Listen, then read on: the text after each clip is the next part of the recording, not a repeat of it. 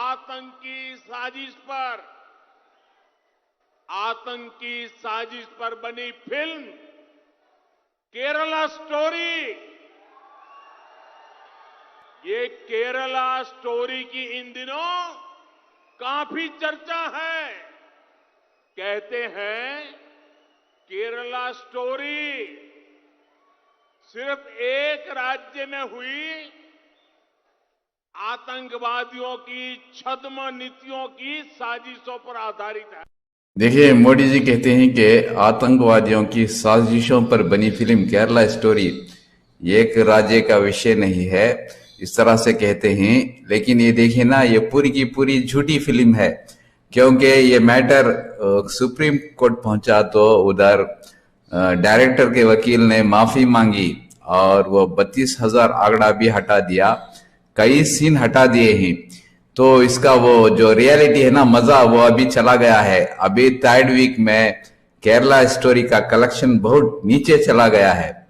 2 disclaimer डालने की बात कही है, तो अभी उसका कलेक्शन है ना बहुत डाउन हो गया। तो देखिए ना, ये इनको मालूम था कि सुप्रीम कोर्ट जाएगा तो इधर उधर टिकेगा नहीं, तब तक इन्होंने पैसा बना लिया।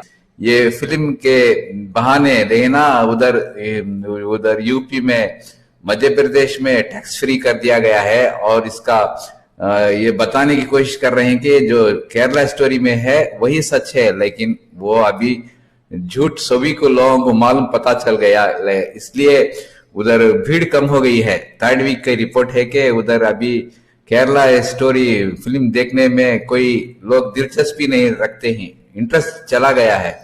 तो वो Dainik Bhaskar, India today, times of India में रिपोर्ट छपी है। जो रियल स्टोरी है ना, वो गुजरात की रिपोर्ट है। उधर 40,000 से ज्यादा उधर लड़कियां, औरतें लापता हैं।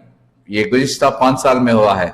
40,000 लड़कियां, औरतें गुजरात से गायब हैं, कहां चले गए पता नहीं है। ये मैं नहीं कहता, नेशनल क्राइम रिसर्च ब्यूरो, वो दिल्ली में मुख्यालय है ना, उसकी रिपोर्ट कहती है कि 40,000 औरतें, लड़कियां गुजरात से गायब हैं।